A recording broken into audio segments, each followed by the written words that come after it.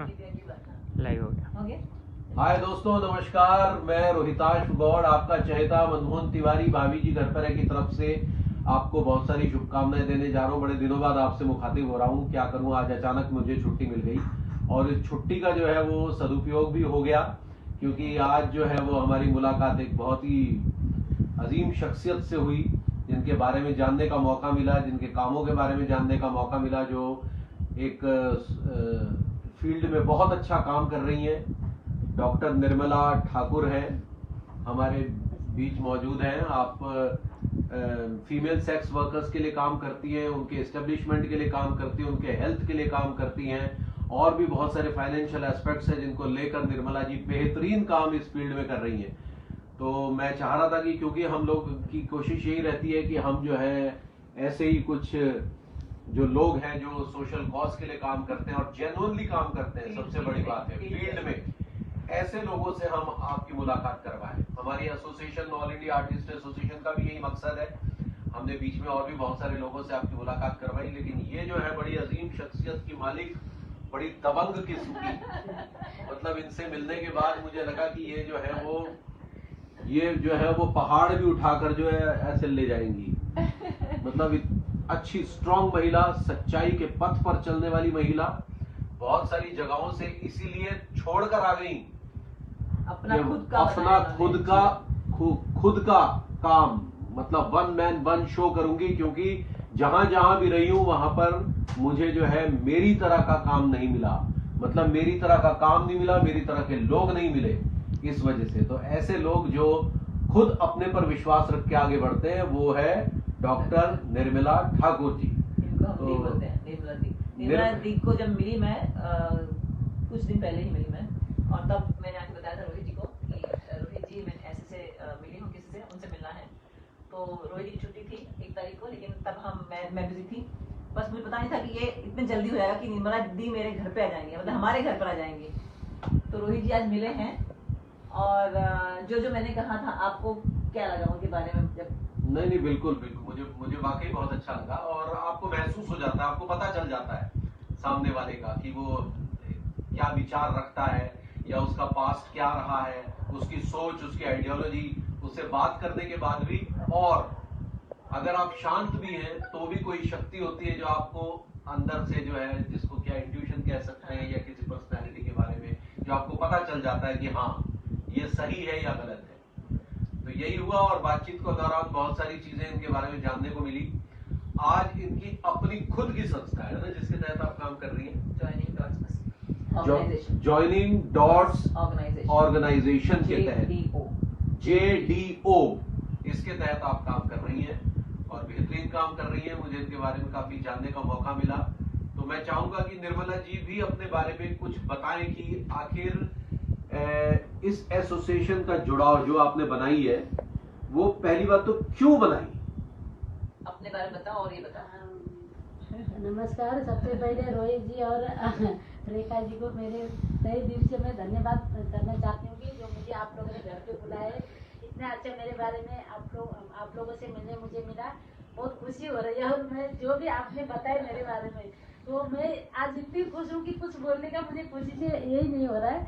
ये पिक्चर में जो देखते थे रियल लाइफ में, वैसा रोहित जी नहीं है, बहुत अच्छे इंसान है। और रेखा जी भी बहुत, ये दोनों हस्बैंड वाइफ, भाभी जी घर में उनके हस्बैंड वाइफ नहीं है, ये रियल में दोनों हस्बैंड वाइफ है, और हमेशा ये दोनों साथ में रहे, हंसते रहे, और मुझे इतनी खुशी हो रही है, कुछ मैं बोल ही नहीं पा रही हूँ। और मैं सोशल वर्कर निर्मला ठाकुर, पिछले 23 साल से मैं रेड लाइट एरिया में जो FSW फीमेल सेक्स वर्कर के लिए काम कर रही हूँ, और जो HIV TB कैंसर के लिए मैं काम करती हूँ। 15 साल मैंने एमटेक्स के प्रोजेक्ट में काम किया, HIV एड्स के लिए।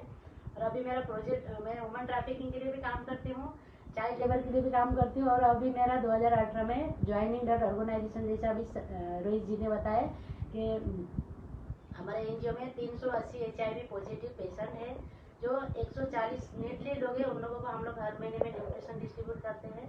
और child labour, education, woman trafficking, woman और चाइल्ड के लिए जो भी इशू है उसके लिए मैं काम करती हूँ। और मुझे ये लगता है लेडीज़ के लिए तो मैं काम करती हूँ, और जेंट्स के लिए भी जो भी अगर प्रॉब्लम्स है उसके लिए भी मैं कोशिश कर रही हूँ काम करने के लिए। बस थैंक यू सो मच। अभी बाकी आगे जो भी है रोहित जी बता देंगे। ये एनवायरनमेंट के लिए काम करती है, एनवायरनमेंट के लिए बहुत हाँ। बड़ी बात है वो, यू नो, सब इन्वायरमेंट के लिए और ट्राइबल एरिया में भी हमारा बहुत प्रोजेक्ट चलता काम है। करती हैं। मतलब इतने सारे प्रोजेक्ट्स हैं इनके और जुड़ रही हैं। और अभी तो हमने भी सोचा है कि हम इनके साथ जुड़ रहे हैं, तो हम भी जाएंगे फील्ड पे। जब भी जैसे मैं तो अभी वैसे फ्री होती हूँ कई बार, तो मैं चली जाऊंगी। लेकिन जब भी रोहित जी भी जब होंगे फ्री, तो जहाँ पे हमने प्लान किया है, डिसाइड किया है कि हम जाएंगे और एक अवेयरनेस और एक लोगों को जेनरॉसिटी, मतलब अवेयर करें कि बाबा आपका जो सपोर्ट या हेल्प है यहाँ पे भी दीजिए, क्योंकि ना बहुत जरूरी है। जिस तरह से ये मैनेज करते हैं, फंड्स आना बहुत मुश्किल सबके लिए है, तो वो कंटिन्यू होना चाहिए। तो हर एक इंसान को जो अच्छा एस्टेब्लिश है, अच्छा फाइनेंशियली भी स्टेबल है, तो थोड़ा सा दे दे, ताकि जो हमारी कम्युनिटी है, नीडी कम्युनिटी, उन तक थोड़ा पहुंच जाए आप लोगों का हेल्प भी, बिकॉज बहुत जरूरी है। और निर्मला से मैं इतनी सुपर इम्प्रेस हूँ, क्योंकि उस दिन मिली थी मैं तब भी, और आज जब घर पर आया तब भी। मैं चाहूँ कि आप हमें सब लोगों को ऐसा आशीर्वाद दीजिए। मैं निर्मला जी से एक सवाल पूछना चाहूंगा कि मतलब आपका इस तरफ रुझान कैसे हुआ? मतलब क्यों आपको ऐसा लगा कि मुझे ये काम करना है? मुझे इसके लिए ऐसा लगा कि जब भी मैं छोटी थी, हम लोग रॉयल फैमिली से, मेरे पिताजी आर्मी में थे, हम लोग 2 भाई और 2 बहन थे। जब भी बचपन में हमको बेटी को नहीं पढ़ाया जाता था, एजुकेशन के लिए मैं इसके लिए काम करती हूँ कि हर लोग, लड़का हो या लड़की हो, सबको इक्वल होना चाहिए, सबको एजुकेशन मिलना चाहिए। और मुझे पढ़ाई करने नहीं मिला। हमारे में बहुत भेदभाव होता था बचपन से। मैं हूँ एक्चुअली में काठमांडू नेपाल से, और मुझे ये था बचपन से कि कोई भी लोगों को इक्वली देखो और मानवता के लिए काम करो, ना कि जेंडर के लिए काम करें हम लोग। इसकी वजह से बस पहले से मुझे अच्छा लगता है सोशल फील्ड में काम करने के लिए। और रेखा जी को कंग्रेचुलेसन ज्वाइनिंग दैट ऑर्गेनाइजेशन में। ये वाइस प्रेसिडेंट है, मेरे बाद इनका नंबर लगता है। अरे नहीं, इसकी वजह से बस I am so thankful to you. आप ये रोहित जी के लिए थोड़ा सरप्राइज था ना जी। हाँ। ये ट्रस्टी, हमारी ट्रस्टी मेंबर है, मेरे बाद इनका ये ज्वाइन हुए। कंग्रेचुलेसन अच्छा। पूरा फैमिली को मस्ट वेलकम। और ये भाभी जी जो घर में, वो पूरा फैमिली को मेरे मन से, तहे दिल से सबके लिए। मेरा एक क्वेश्चन आपसे और भी है कि आपको मतलब डर नहीं लगता कभी कि मतलब आप जिस क्षेत्र में काम कर रही हैं या जिन बच्चियों के लिए काम कर रही हैं, फीमेल सेक्स वर्कर्स के लिए, कि कहीं ऐसा ना हो कि बहुत सारे गुंडे और इस तरीके के तत्व होते हैं जो आपके ऊपर कभी अटैक कर दें या ये कर दें वो कर दें, ऐसा कुछ आपको भय नहीं लगता चीजों से? रोहित जी, जब मैं 22 साल की उम्र में रजलाट एरिया में मैं काम के लिए गई थी, तो वहाँ पर जो करीम लाला, अजीम अस्तान, टी कंपनी के बहुत सारे आदमी लोगों ने मुझे अटैक किए, चैलेंज किए। मेरा कॉन्फिडेंस ऐसा था कि मेरे कोई बैक सपोर्ट कोई नहीं था। मैं उन लोगों से सवाल करते रही, और मेरा जो कॉन्फिडेंस था उसकी वजह से मैं आज इधर तक हूँ। और मुझे डर इसके लिए नहीं लगता था, मरना तो एक दिन आया है ना। और मैं अगर मर जाऊंगी तो मुझे कोई टेंशन नहीं था, पर जो लोग मर रहे उनको मुझे बचाना था। ये जो इतनी छोटी लड़कियां थी, 10 बाई 10 के घर में 20-20, 25-25 लड़कियां को बंदिश करके रखते थे, तो उनको निकालना मेरा एक गोल था। कि मेरे लाइफ में कि मैं एक लेडीज हूँ, मेरे साथ जो अन्याय हुआ है, मुझे एजुकेशन नहीं मिला, मेरे साथ में जो भी हुआ है, तो वो लड़कियों को भी ऐसा मन में रहेगा किसी के अंडर में रहेगी। वहाँ पर जो सेक्सुअली हरेसमेंट होता था, जैसा पिक्चर वगैरह में हम लोग देखते हैं कि अल्कोहल दिया जा रहा है, लड़की को सिगरेट से जला रहा है, वो तो एक ये है पिक्चर से, पर रियल लाइफ में जो होता है वो मैंने देखा था। इसकी वजह से कि मुझे डर नहीं लगता था, क्योंकि अगर मुझे उस मोमेंट में मरना रहेगा तो कोई रोक नहीं पाता है। मैं डर जाऊंगी तो काम नहीं कर पाता था, इसके लिए मुझे डर ही नहीं था मन में। वही मेरा गोल था कि बड़ा मुश्किल होता है खासकर एक लेडी के लिए। जेंट्स का तो फिर भी चलो एक अलग किस्म का मामला रहता है, लेकिन एक लेडी के लिए वाकई डिफिकल्ट होता है ऐसे समाज में जीना जहाँ पर चारों तरफ जो है कुछ अवांछनीय तत्व है, कब आपके साथ क्या करे क्या ना करे। तो ये बड़ी जिगरे वाली लेडी है आप, मतलब। मुझे वही पूछना था कि आप मतलब ये आपको इसी फील्ड में काम करना है, ये कब ऐसा लगा आपको, मतलब ये इसी फील्ड में आपको काम करना है? उसी फील्ड में मैंने एक हेडलाइंस पढ़ा था पेपर में। हेडलाइंस पेपर में पढ़ी तो वहाँ पर लिखा था, जहाँ पर रेड लाइट एरिया है मुंबई में, वहाँ पर 2 लाख लड़कियाँ देह व्यापार की शिकार बनी है। तो तब से मुझे ऐसा लगा कि मुझे देखना था, प्रैक्टिकली जाके देखना था। इसके लिए उस एरिया में आशा महिला संस्था करके एक एनजीओ स्टार्ट हुआ था। हम वहाँ जाके वहाँ पर मैंने पूछा कि मुझे काम करना है। उस एनजीओ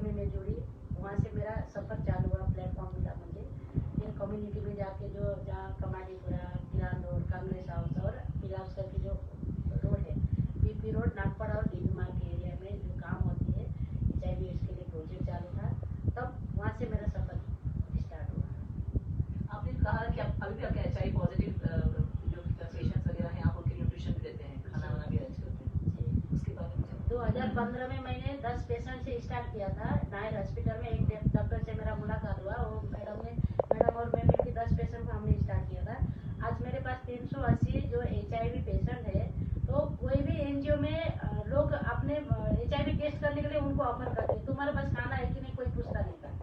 जो रेता जिले में 15 NGO काम करती थी, तो 15 NGO में से जो भी NGO ऐसा था कि HIV के लिए काम करे, उनका टारगेट पूरा करना उनका गोल रहता था।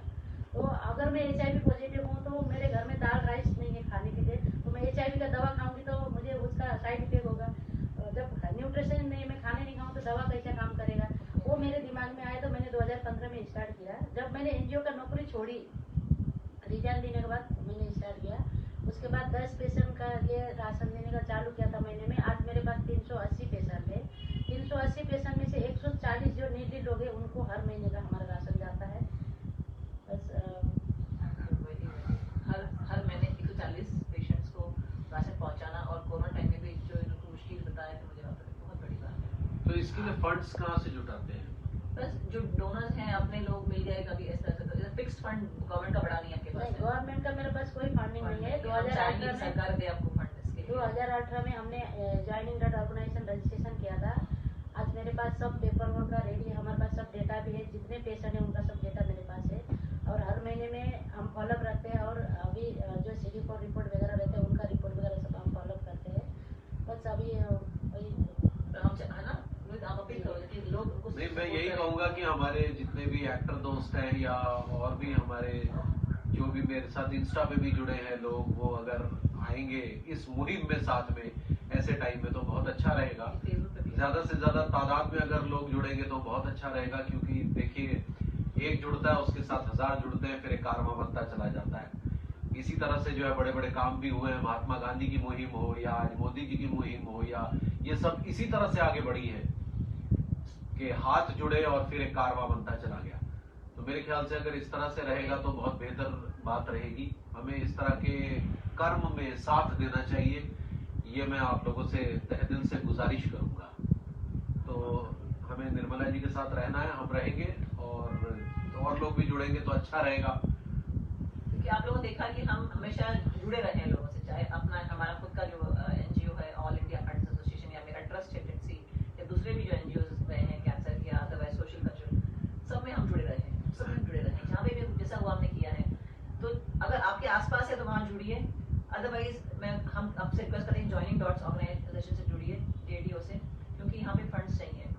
और आज HIV पॉजिटिव या एड्स को लोगों ने पीछे ढकेल दिया है, लेकिन आज भी HIV पॉजिटिव लोग हैं जिनके लिए हेल्प बहुत जरूरी है। तो उनके लिए देखना या फंड आना सरकार की भी जिम्मेदारी होती है, लेकिन अगर सरकार के पास तक नहीं पहुँच पा रहे हैं तो हम सबकी जिम्मेदारी होती है। तो प्लीज सपोर्ट कीजिए, और हम तो आपके साथ हमेशा हैं, अब तो जुड़ गए हैं। और ये मुझे ये बोलना था कि अभी HIV का अवेयरनेस बहुत कम हुआ है। हर NGO के पास फंडिंग नहीं है, और जो फंडिंग रहता है, जो NGO में पर्टिकुलर फंडिंग आती है तो स्टाफ को सैलरी चला जाता है। और कम्युनिटी में हर एक फील्ड में अवेयरनेस कम हुआ है। पहले 2002 से लेकर 2015 तक इतना अवेयरनेस होता था हर NGO का कि HIV का बीमारी कम हुआ था। आज के तारीख में हर हॉस्पिटल में आप जाइएगा, हर महीने में 2 या 3 न्यू पेशेंट HIV की अभी भी आ रही है। तो वो हमारे पास डेटा है। इसकी वजह से मुझे आप लोगों से सबसे रिक्वेस्ट है कि इसका अवेयरनेस हो, कोई भी यूथ के लोग HIV के शिकार नहीं बने। क्योंकि आजकल ये सोशल मीडिया में जितने भी ये हो रहा है, बच्चे लोगों का जो सोशल मीडिया आगे जा रही है, उसके दरमियान में जो भी लोग HIV के अगर ये हो जाता है तो इसमें रोक लगाना हमारी जिम्मेदारी है। हम उस समाज के एक भाग है। वही मेरा आप लोगों से कुछ बीमारी को निकाल सकते हैं, हमारे हाथ में कोई बीमारियां नहीं है, तो जो है उसको जरूर करना चाहिए कोशिश। तो बस यही है। आज हम तो बहुत खुश हैं कि निर्मला भी आई हैं और इतना अच्छा काम कर रही हैं। फील्ड वर्क, ग्राउंड लेवल में काम करना तो बहुत बड़ी बात है। आप चाहते हैं कि बस आप करते रहे, आपको अच्छा फंड मिलते रहे, आपकी टीम बढ़ते रहे और लोगों तक पहुंचते रहे। जो भी है आदिवासियों के लिए भी आप काम कर रहे हैं, कितनी बड़ी बात है, बहुत अच्छा।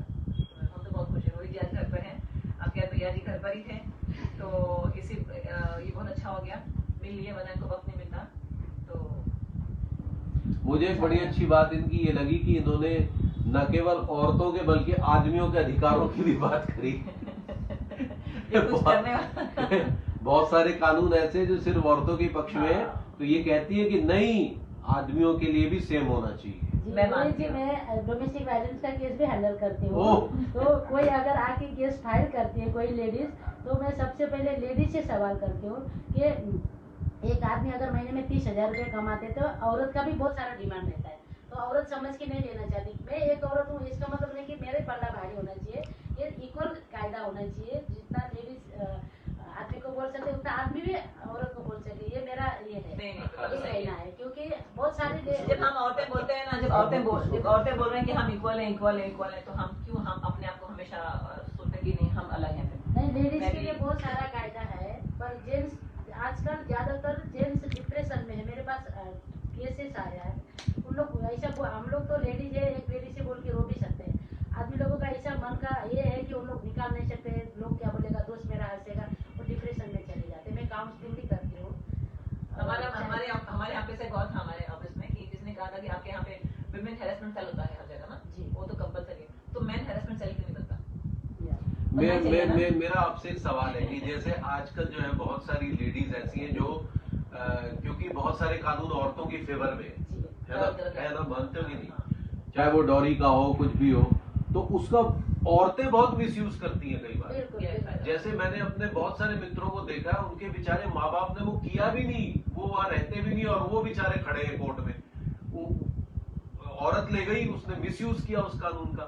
तो आप ऐसी लेडीज के बारे में क्या कहेंगे जो अपने हक के कानून का मिसयूज करते हैं? मतलब बूढ़े लोगों को इन्वॉल्व तंग करना नहीं रोहित जी, इस विषय में हम लोग कोर्ट में जो मैटर गया है ना, वो भी हम एनजीओ की तरफ से केसेस हैंडल करते हैं।